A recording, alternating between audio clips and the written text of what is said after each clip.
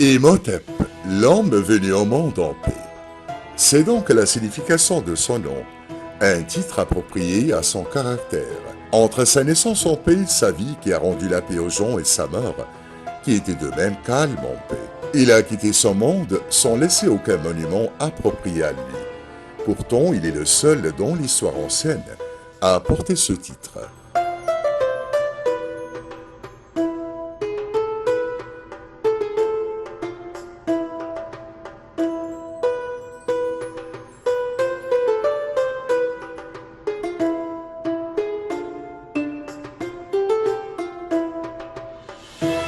Imhotep était un ingénieur géant créatif à son temps, né au village d'Enchtau, à proximité de la ville de Memphis, capitale de l'Égypte ancien pharaonique. Actuellement l'endroit d'El Badrachine, au gouvernorat de Gizeh.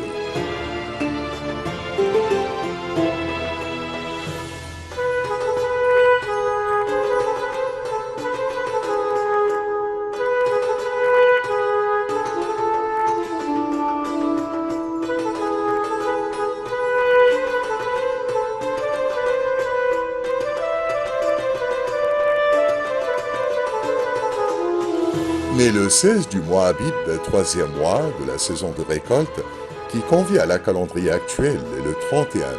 On ne sait pas justement à quelle année il est né, mais il était contemporain au règne du roi Djoser, deuxième roi de la troisième dynastie ancien empire pharaonique. Ce roi, très fameux et connu dans l'histoire ancienne, a régné entre 2630 à 2611 avant Jésus-Christ. Le père d'Imhotep était un ingénieur architecte très fameux, nommé Kanuvar. Sa mère, son nom était Hrindonch, était vénéré et adoré plus tard comme son fils Imhotep, selon les mythes et traditions anciens.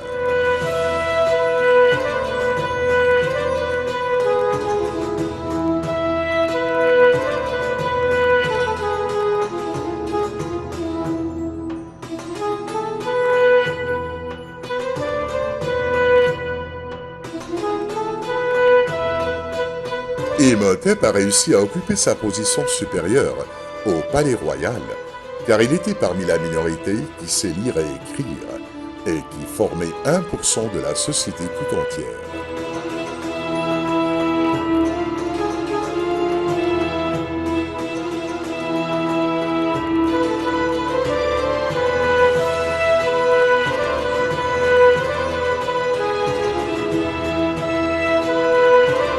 Il a réussi à tenir des postes jusqu'à ce que le roi l'a nommé à la position officielle suprême, vizir, ministre, conseiller du roi. Conseiller politique, religieux et scientifique au roi Djoser.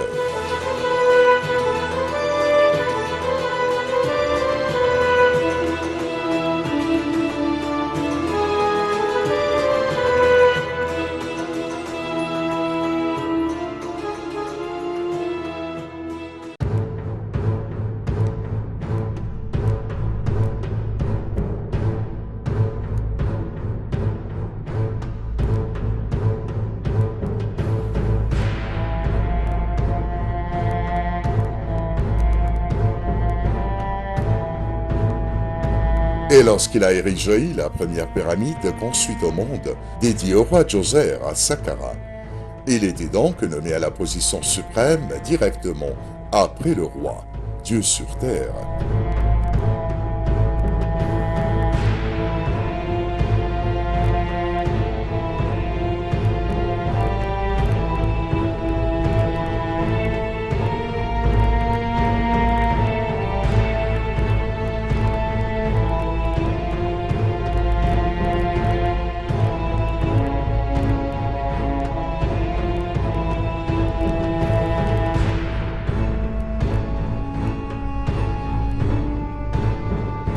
Cette énorme fondation monumentale de grande valeur architecturale et historique, érigée en pierre, en forme de mastaba, banquette, était en honneur et à la gloire du roi Djoser pour sa vie éternelle après sa mort.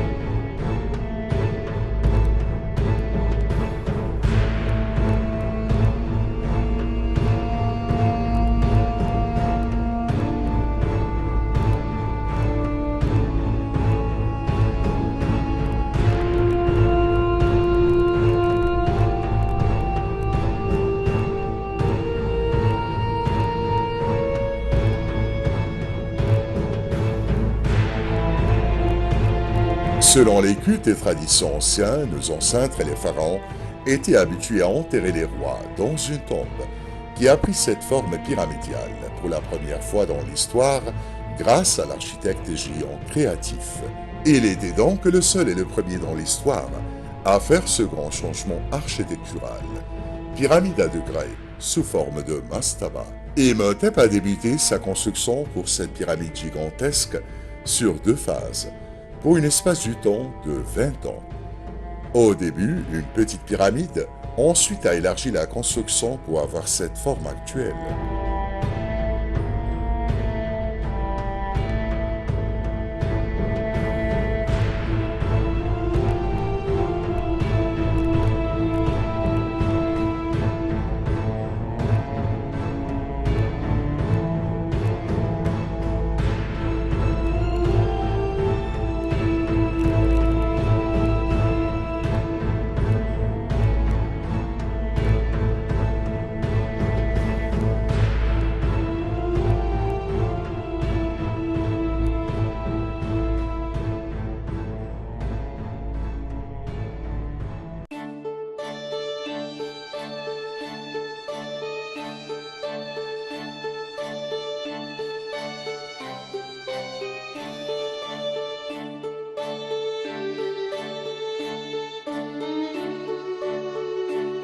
La hauteur de la pyramide est estimée à 62 mètres, considérée à ce temps-là comme la plus haute édifice érigé.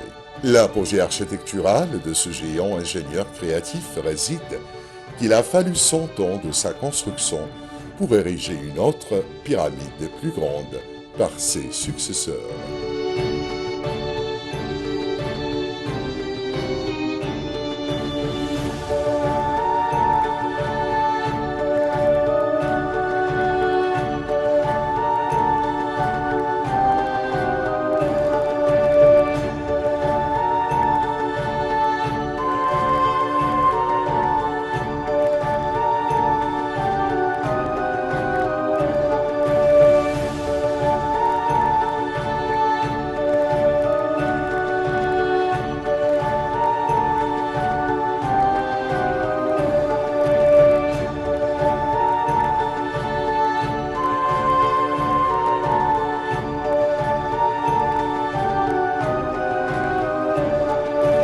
Après un siècle complet de sa construction a été prise la décision de construire la grande pyramide géante de Gizeh, dédiée au roi Khéops, auquel le désigne de sa construction était plus ou moins basé sur les conceptions architecturales originaux déterminés plus avant par Imhotep aux pyramides de Djoser.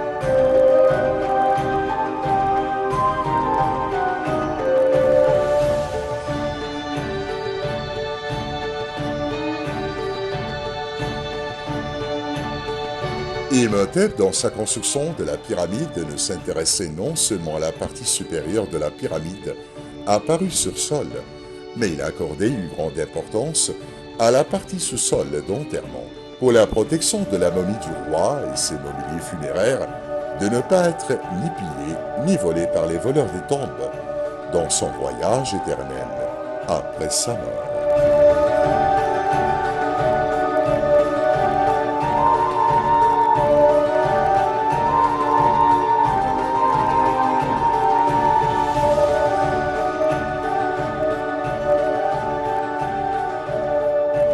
Imhotep a donc, selon son désigne, creusé des couloirs et des allées par-dessous la pyramide, à une longueur estimée à 5 km. Ces couloirs enferment plus de 40 chambres pour préserver les mobiliers funéraires, de quoi manger et à boire, de vêtements, d'or et de pièces précieuses. Et pour détourner les pilleurs des tombes, il a fait des fosses allées enfermées à leurs extrémités par des portes et dalles de pierre. Pour la chambre principale d'enterrement du roi, il a posé par-dessous un pilier qui s'étend à 60 mètres sous sol et l'a enfermé de tous côtés. Au-dessus de cette chambre a déposé une dalle de pierre qui pèse 3,5 tonnes.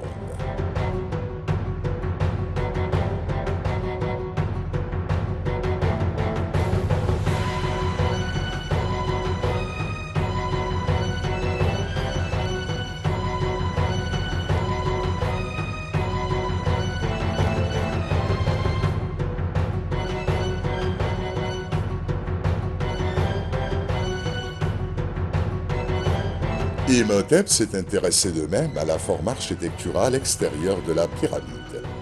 Grâce à cet ingénieur géant et créatif, de nouvelles conceptions d'architecture étaient inventées. L'usage du feu de palmier, tiges de plantes et papyrus était prise, comme à nos jours, dans l'architecture rurale. Il a de même utilisé les portes en bois, et les murs internes des couloirs sont revêtus de faïence, considérés ainsi comme les plus anciens au monde.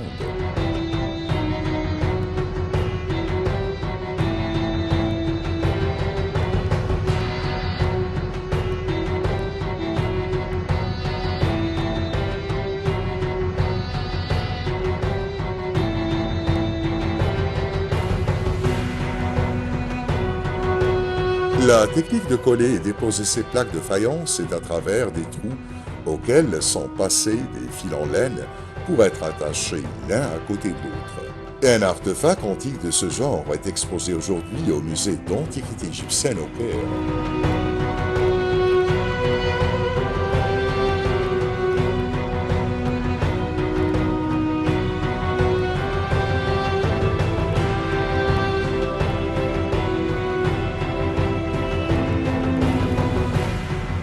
D'ailleurs, Imhotep a tenu des postes et positions supérieures que personne n'a pu y arriver. Le conseiller, le prêtre et vizir du roi Djoser. En tant que prêtre, il était responsable aux surveillances aux étapes de momification. Et là, c'était notre talent pour le géant ingénieur créatif. Il a perfectionné ce processus de momification. Et il a momifié personnellement le roi Djoser.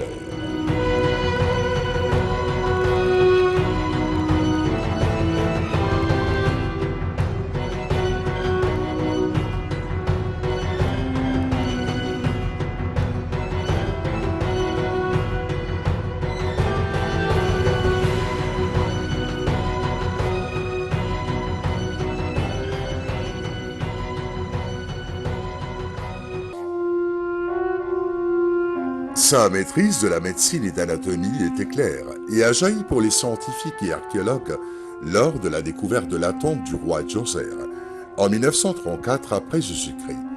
Pour y trouver la squelette du roi, son bras et ses pieds en meilleur état de conservation, ce qui prouve que la personne qui a tenu le processus depuis des milliers d'années avait une bonne connaissance et savoir des sciences du corps humain. Ils ont de même découvert qu'Imhotep avait un laboratoire exemplaire de pratiques médicales.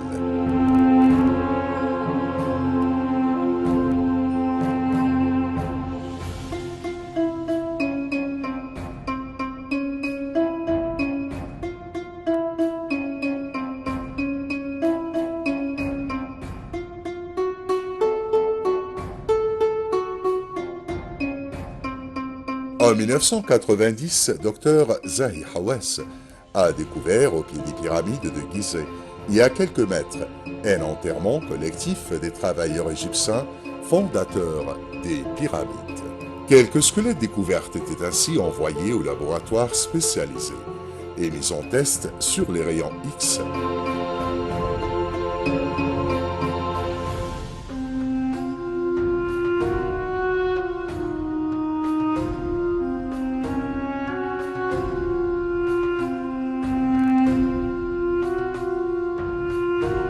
Et là, on a donc découvert que c'était pour des patients de blessures corporelles, mais ils étaient bien traités.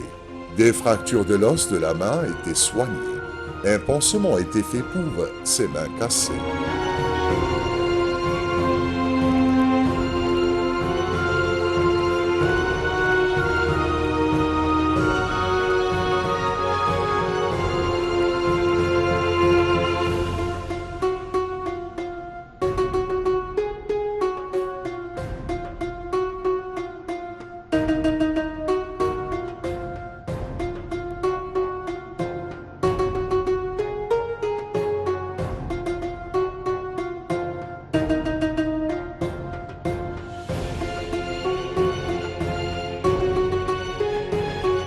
La chose étonnante était de découvrir l'ampulation de la jambe qui était faite, ce qui signifie qu'ils ont reçu un soin et traitement médical parfait.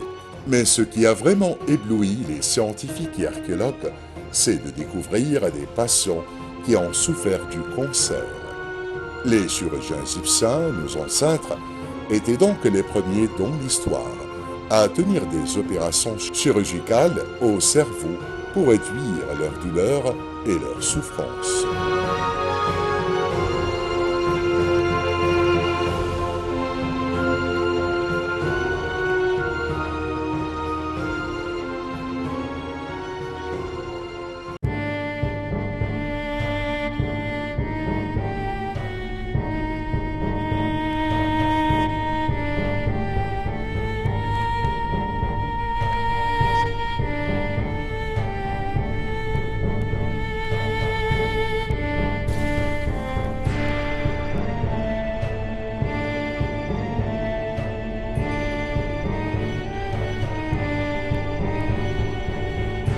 Comme il était le fondateur de la première pyramide construite et régie au monde, Imhotep a de même joué un grand rôle à soulager les peines et souffrances d'un grand nombre de travailleurs. Il était chef de médecine du premier centre de traitement connu au monde.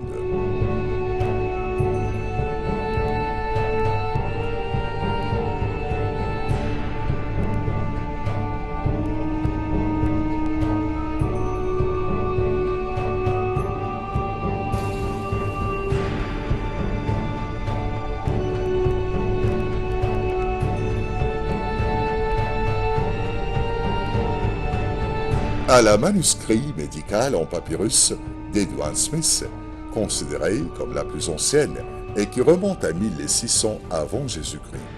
La plupart des savants et scientifiques racontent qu'elle était écrite et basée sur les pensées et conceptions médicales scientifiques d'Imhotep. Son importance réside à la détermination de plus de 48 cas et états d'application chirurgicale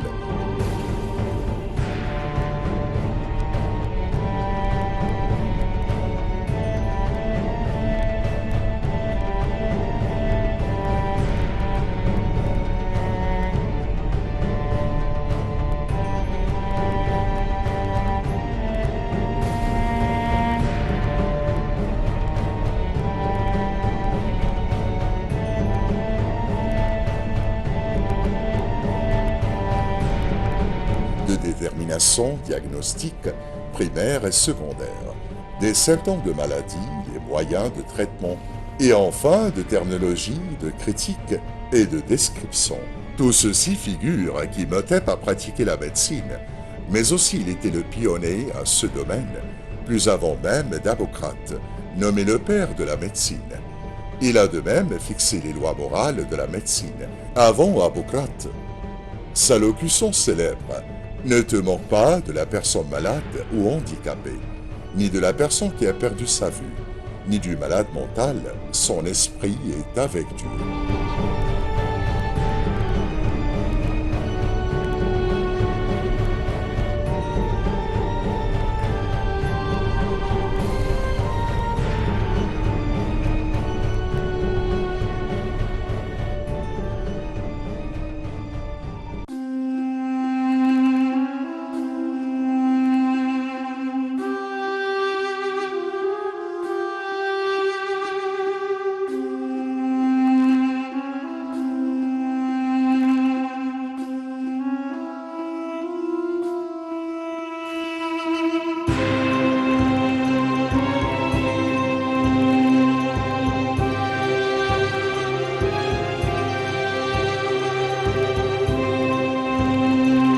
Avec son génie, son apogée et sa maîtrise exceptionnelle et sans précédent dans plusieurs domaines.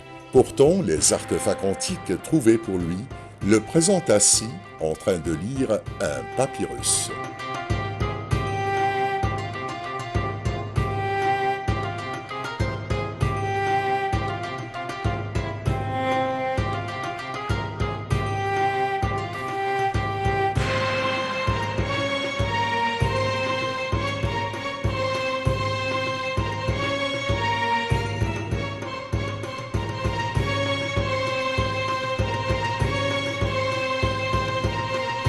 Grâce à son génie architectural et scientifique et sa maîtrise dans la médecine, Imhotep était donc vénéré comme dieu de la médecine et de la science après plus de 2000 ans de sa mort, à l'époque ptolémaïque. Les Grecs l'ont ainsi adoré et ils voyagèrent à sa tombe à la demande de traitements. Des légendes et histoires étaient ainsi racontées sur lui. Les historiens l'ont considéré pour longtemps comme une légende imaginaire dans l'histoire.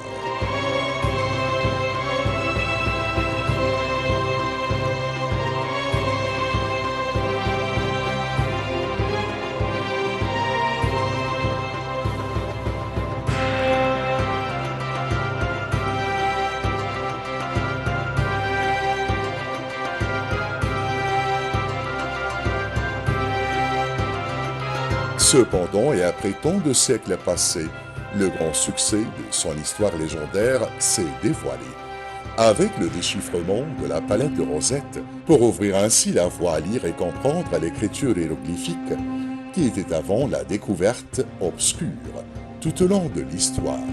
Dès lors, le nom d'Imhotep s'est connu d'une manière étrange et continuelle. Quel honneur et position il méritait cet homme dans l'histoire.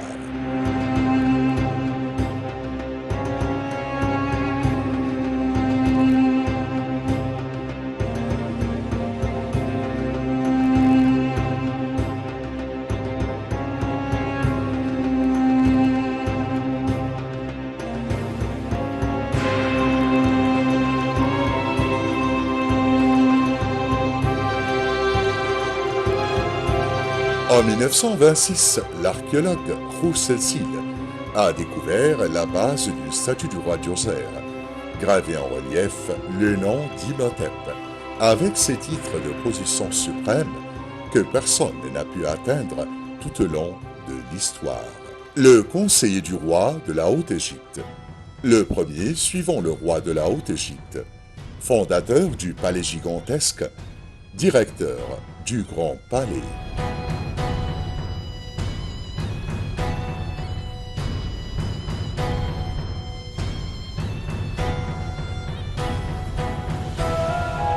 Tous ces titres étaient donnés pour un seul nom, Imhotep. L'ingénieur génial, maître de la médecine, le grand philosophe, et plus tard vénéré comme divinité égyptienne. Imhotep avait beaucoup d'écritures dans divers domaines. Il faut ainsi lui rendre hommage pour ses inventions intégrées à la langue ancienne pharaonique. Il était donc le premier à faire connaître les verbes dans la langue, autant que la langue connue était sous forme d'images et dessins. Par exemple, le dessin de l'œil, pour désigner ainsi le verbe voir. Le dessin d'un homme, à la suite des outils d'écriture, désigne un écrivain. Par contre, si les outils sont suivis par un papyrus, cela signifie le verbe et l'accent d'écriture. Un grand remerciement et hommage rendu pour notre génie, grand savant, maître de la médecine, et pionnier à diffuser le savoir et la connaissance à l'humanité. Le nom d'Imhotep lié à l'Égypte reste ainsi à toujours gravé dans la mémoire et la pensée des générations, ce qui nous rend fiers, nous les Égyptiens, de notre civilisation gigantesque très ancienne et sans précédente.